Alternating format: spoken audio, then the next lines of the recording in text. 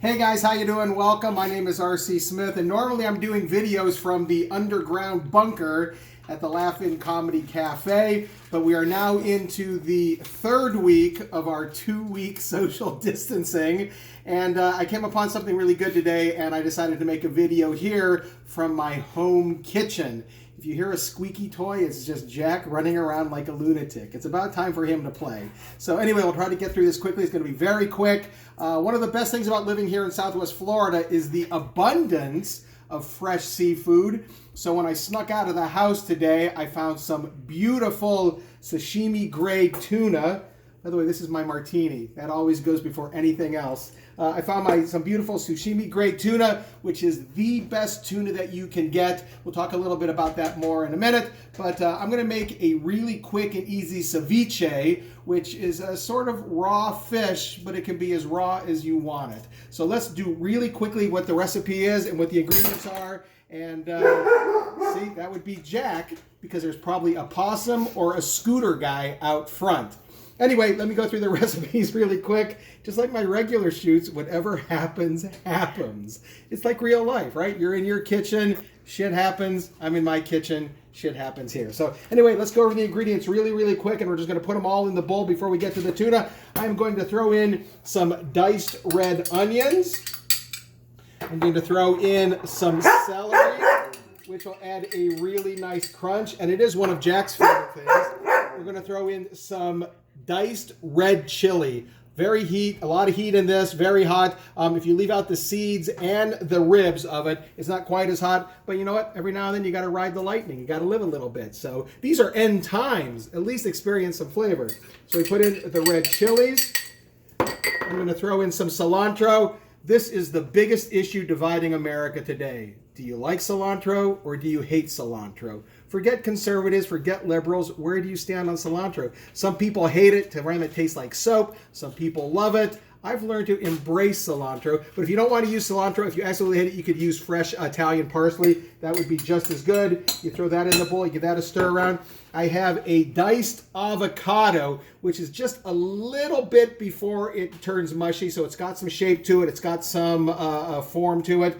And I mixed that, I diced it, and I mixed it with a little bit of lime juice so it doesn't turn brown. That would be called oxidation. So I'm putting that in.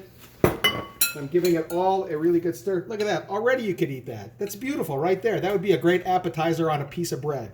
Anyway, I'm giving it a good little stir. I'm stopping for a second to take a drink of my martini. Cheers to you. I'm adding just a little bit of salt and pepper to this great dish. Now let's talk about the tuna, shall we? Look at that beautiful. Oh, look, it's shaped like a little heart. I tuna you. Anyway, it's shaped like a heart. It's beautiful. What I'm going to do is I'm going to use it, and I'm actually going to serve it raw, all right? When you put a citrus onto a fish or a meat, people say that it cooks it. It doesn't really cook it. All it is it's called denaturing it, which it sounds very appetizing. Tonight I'm serving you some denatured tuna. But all it does really is it changes the molecular structure a little bit. It firms it up a little bit. It turns it a little bit gray in color, and it looks like it's cooked. It doesn't kill any bacteria at all. So if you're concerned about bacteria on your fish, what you could do is you could sear it very quickly on either side for about 2 or 3 minutes on either side. That would leave it nice and rare in the middle, and then the outside where the evil bacteria lives would be destroyed. But as I said, this is sashimi grade. Where I bought it today, there was no worry at all about anything as far as bacteria because it's as fresh as you can get.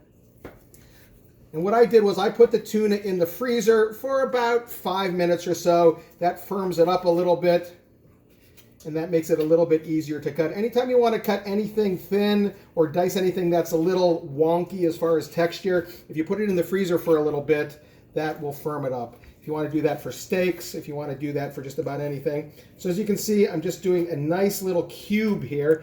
Nothing too big. You want to make sure that it's all edible, that it can fit on a spoon or a fork. So I'm going to dice this up really quick here. What about a spork? You could use a spork as well if you wanted to. A spork would be great for, for eating ceviche.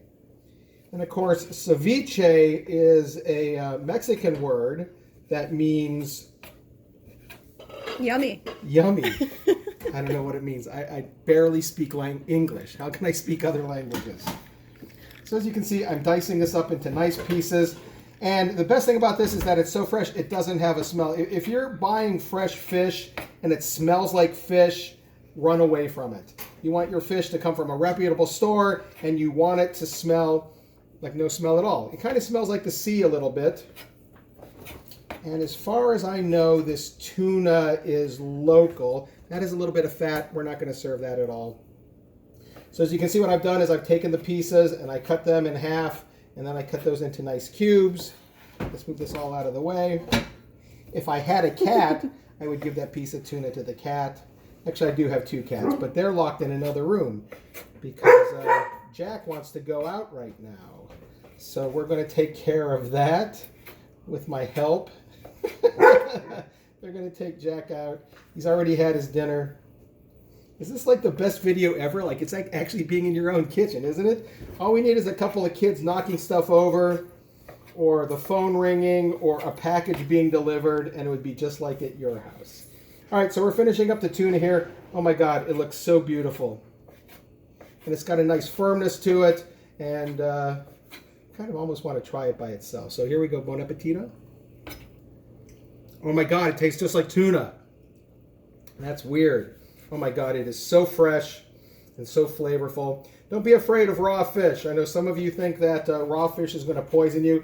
If you get it fresh, it's going to taste delicious.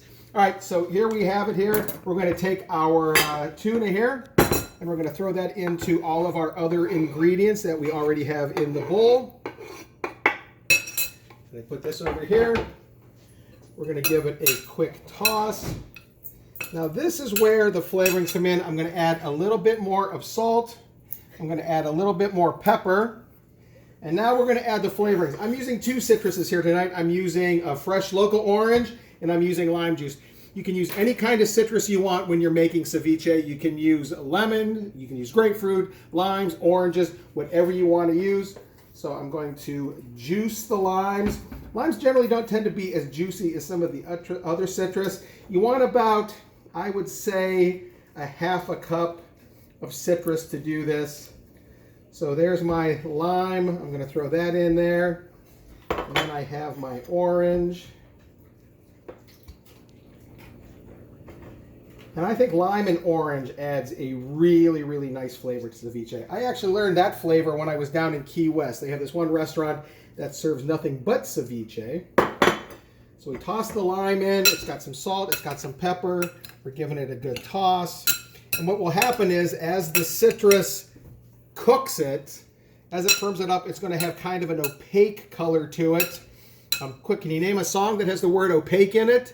Yes, it's a Beatles song written by George Harrison. And he says, although your mind is opaque, for once in your life, try to think. I don't know what the lyrics are, but I know that he uses the word opaque. All right, so there you go.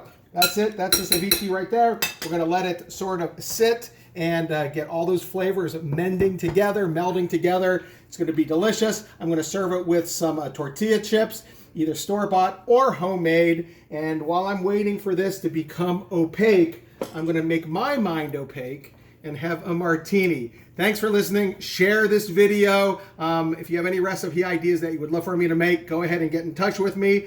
And I'll see you guys next time, either here at my house or someplace out there where I'm not allowed to go. Cheers, everybody. God bless.